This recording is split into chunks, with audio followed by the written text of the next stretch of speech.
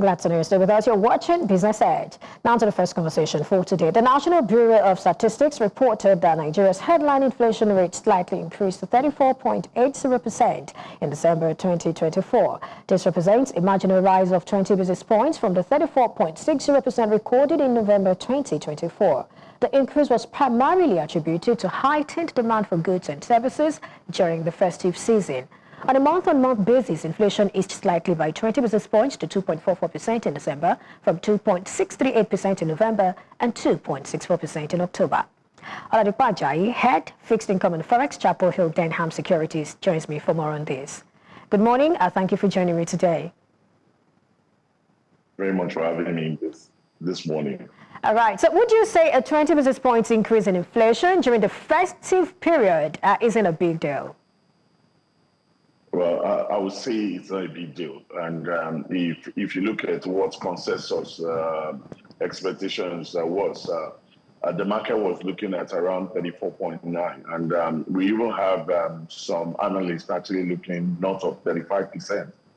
Considering the peculiarity of the month of December, it's a unitary time where you see a lot of spending. So the expectation is that will also impact inflation figure negatively. So seeing just 0.2% upside moment, it means that it's a plus to the market. So I don't see that as a big deal. Well, while we say that, it's not a big deal, it's marginal. I went to the market yesterday, I went to the streets yesterday, and talking to Nigerians, they're not even saying it that way. So, it means we're seeing a difference between what's happening on the ground, the lived experiences of Nigerians, and what the numbers are saying. So my question to you would then be, how do we bring about this transmission, or how long is it going to take for us to see that transmission, from numbers to lived experiences of Nigerians? For me, I think one of the things is the stability of the economy is very key, and I think we are almost there because when you look at the level of volatility we are seeing in the FX space, and that's actually reduced aggressively, and that's one of the things that's actually creating that pass-through effect into inflation. Another thing also is the food inflation, and that has been more like the monster in the house for a long time. We are at over 40% food inflation in this country, and when you have a food inflation not of 40%, it will give you an idea of what the feeling of the people will be in that particular country. And there are key three things that are very essential for my food, shelter, and clothing. And when you're now looking at food, which is more like the necessity, and the inflation level around it is not of 40%, of course, it's a great concern. And I guess that's one of the reasons why the fiscal policy guys are so much around that, looking at ways to actually mitigate this and reduce the impact on the populace. And some of the things that will actually help to actually hasten this up is what is still stuck with the National Assembly. I mean, the tax reform. Because with the tax reform, there's some level of palliative that comes from that perspective, because food inflation is totally taken off that list. So it simply means food taxes on food is totally taken off that list. So it means that VAT will not be charged on food items. And so it simply means that if that is actually fully implemented, that to a great extent will reduce the cost of food items in the country. And aside that, also the government also has to ensure that food producing states has higher level of security, considering the peculiarity of the environment. So one of the things they are trying to do is to actually protect farmers, give the farmers confidence to actually access their farm and also go planting, because so that when the harvest time comes, we can see the full impact of these in the country. So I feel that the trajectory we are currently finding ourselves is one of the things you have to do when you're on aggressive reform. But where we are now, I think we are getting towards the end of it. So I think in no time, people will start seeing more like a reprieve around that. Right, I like what you said about, we're getting towards the end of it, and that has been the position of a lot of analysts even since November when we started talking about inflation and projection for 2025. But I want to get a bit technical here because I need a response to this. Now, from October to November, the difference in headline inflation was 72 basis points. Now, November to December, we saw 20 basis points. Looking at the month-on-month inflation rate for November 2024, it was 2.638%, marginally lower by 0.002% when you compare that to October's 2.64%. And we're also seeing the same thing happen in December, printing 2.44%, which is a 20 basis point decrease when compared to November. What does this actually point to? Well, for me, I think what a pointer is the fact that what we actually mentioned, that inflation is aggressively decelerating. So it means that we are, like I said, we are getting towards the end of it. If not for the fact that we had core inflation move from 28.75 to about 29.28 in the month of December. And that is what actually led to that is what I mentioned earlier, the unitized spending. And that's one of the things that actually pushed inflation up. If it's normal months, I'm sure we would have seen another level of drop in that segment. And that would mean that the headline inflation would have be more like a drop rather than a marginal increase. So what we are seeing, the data's on the table, everything is pointing towards the fact that inflation is actually will start going down. And I think that's one of the reasons why we had the monetary policy guys actually shifted the policy meeting to February so as to have a great picture of the economy for making further decision. I imagine having the meeting in January and making decision on a month that is peculiar, and that's the month of December, and using that as a yardstick to actually further increase rate. Of course, that will not be the right decision, and I'm sure that's one of the reasons why they moved to the month of February to have the full picture before they actually make a further decision around that. So I think that inflation is it's more like we are getting to the end of it. And the good part also is that we are fully deregulate the oil and gas downstream.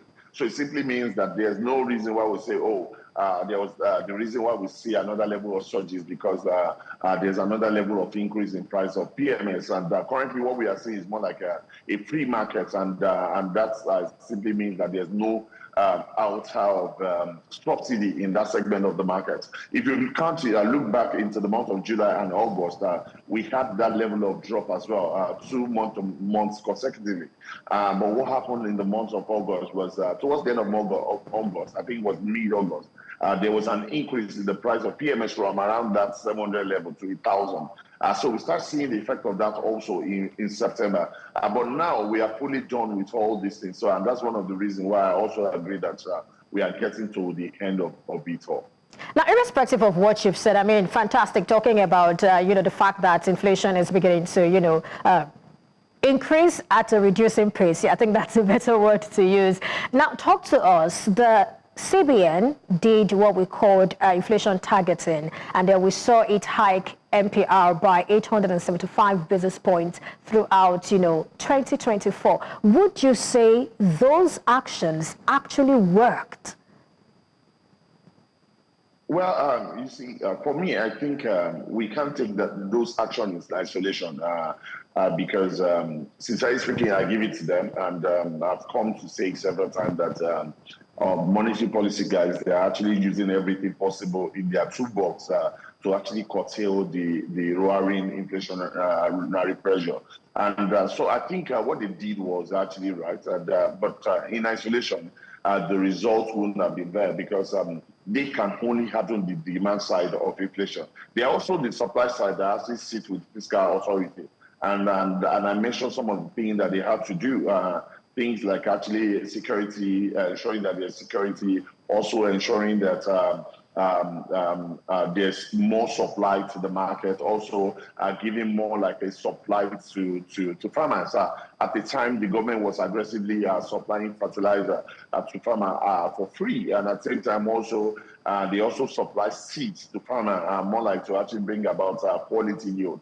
And so this is what sum up, and actually we start seeing the effect of this. But I will give major parts of the kudos to the monetary policy guide. Though it was very painful to businesses, it was very painful. I mean, I was coming there. I was looking at that, and we also saw the crowding out of private sector and the fixed income markets. Exactly. I mean, this is too expensive, isn't it? That's an expensive price. And to be realistic, by this time last year, 1 year Treasury bill was trading around 8%. And just 12 months down the line, it's currently trading at discount rate of about 22%. So it gives you an idea of what the impact has been in the market, and majorly on the part of fund users. So it has been a very tough year. Corporate organizations are finding it very difficult to actually raise money in the market. Raising money in the market, it's actually very difficult because the federal government was in the market actually raising funds at not of 22%. So imagine at what rate would a credit corporate to come to the market to actually raise funds. So it was a very tough year. So and for me, I think the good part of it is that we are seeing the results of why we actually went through the pain. Because imagine we have gone through the pain and we now found out that it was a wrong decision that we have taken all along. So it simply means that we have to go back and actually just see that year 2024 as a year that we went through it all and no gain to actually account for it. But the good part of it is that we have seen a more stable FX market, and we have seen more like inflation is actually increasing until reducing levels. Talking about a more stable FX market, and some persons will say, while we understand there is that stability, the value is also important. We need the naira to appreciate some more. But away from that, some are actually concerned that choosing 2024 as the base year for rebasing inflation might make inflation appear artificially low. Number one, I would like to know if you think the same, and also, that could possibly mean that we're staying in the single digits and all of that. Do you think Nigerians should be bothered about this? I don't think Nigeria should be bothered about this because I actually agree with taking 2024 as the base year. Why not 2023 or 2022 that was communicated initially? During the engagement with stakeholders, initially they communicated 2022, and a lot of persons agreed with that. Then all of a sudden, we have another engagement and they said they're using 2024. Why? So I will state my own view why I feel that it's 2024, and my view is premised on the fact that 2024 give us more like a full picture of the economy. It was in 2024 that we see full deregulation of the economy. It was in 2024 that we see full liberalization of the FX market and we'll see the full impact. Imagine us using 2022 as a base year, a year where FX was at 400 and something, and we are now using as a base year for a year where FX is now not of about 1,500. Sincerely speaking, except we are actually deceiving ourselves, we will not be getting the true value or the true picture of what inflation is supposed to be. For me, I think that using a year like the year 2024, where you see full deregulation of the economy, you are seeing full impact of FX, and you can see the true picture of where FX is, and comparing to a year like this. And also, when you go by global standard, what global standard would be, what you use is actually accepted as global standard is the fact that you use the year before or the year after. That is what is done. So it simply means that either you use year 2020, 2004, or you use year 2003. And one of the reasons why I feel the year 2003 would not stand is because half of year 2003 was a year where we had subsidies still running. FX, we still have more like capital control in our FX market. Major part of that year, FX was at 400 and something. The latter part of the year, we see FX move from 750 to about 900. So it wasn't a year where we could actually have a full picture of the economy. So it simply means that when we are looking at year on year, and we are comparing, or month on month, you're comparing with January 2023. You're comparing a year where it is 1,500 to a year where it is 400 or something. So I don't think that will give us a full true picture of what inflation should be. So having a year of 2024, like 2024, as the base year, to me, I think that sounds more like it for me. So what about the concerns of having a single-digit inflation rate? Does that bother you? Are we likely going to see that? I doubt we're going to see, even using the year 2024 as a base year, I don't think we're going to have a single-digit inflation figure. That doesn't look real to me, and I'm not sure we're going to see that. And also, if you're not very careful, and if we don't continue on these reforms and ensure that we walk the talk, we could have inflation actually drop at the early part of this year. And if we actually throw caution to the winds, perpetual, we may likely see inflation actually head upward by the end of the year. So it simply means that despite the fact that you see more like a drop as a result of rebates, you have to continue that you are disciplined with your policy to ensure that you continue to actually rein in inflation throughout the year. All right, I know you've started that trajectory already, but talk to us about your outlook for inflation in 2025. I'm tempted to ask, well, we don't have the rebased inflation figure because we're told they will release two in January. They've released the first one, which is based on the methodology we've always had. But I mean, looking at all of that, what's your outlook for 2025? I don't know if that's easy for you to do now because we're expecting the rebased inflation figure. Well, in my head, if I want to use my rule of thumb, I will actually just say that I would expect inflation to be in the neighborhood of around 16 to 18% neighborhood. And my view is premised on the fact that we'll actually be enjoying high base year effects, and that will actually kick in as well. And also coupled with some of the policies that I've actually mentioned, stability of FX, you have food-regulated markets, and also coupled with the fact that you are expecting high yield from farmers in the year. So when you sum all these things up and couple the fact that you expect the tax reform to actually scale the final order and get implemented, you expect all these to actually affect the economy positively, and that will one of the way actually rein in inflation. So I feel that inflation should be around the level of 16 to 18%. 16 to 18% by year end? Yeah. Okay, and that will be premised on the rebased inflation, right? Not necessarily any hard work by either the fiscal or monetary authorities. Yeah, that would be premised on the rebased inflation and coupled with the aggressive, because with the rebased inflation, we feel that we can actually get to around that 20-something levels. And so it means that if we continue in this stride, the monetary policy continue to be not so loose in their dovish sentiments, and also the fiscal policy is very much hands-on their policy and reforms. I think we'll continue to actually push inflation downward, and that could actually lead us to around that corridor that I mentioned. Well, all things being equal, Oladipo Ajayi, I'll remind you of this by year-end 2025. Thank you so much for joining us on the show today. You're welcome. Thank you very much.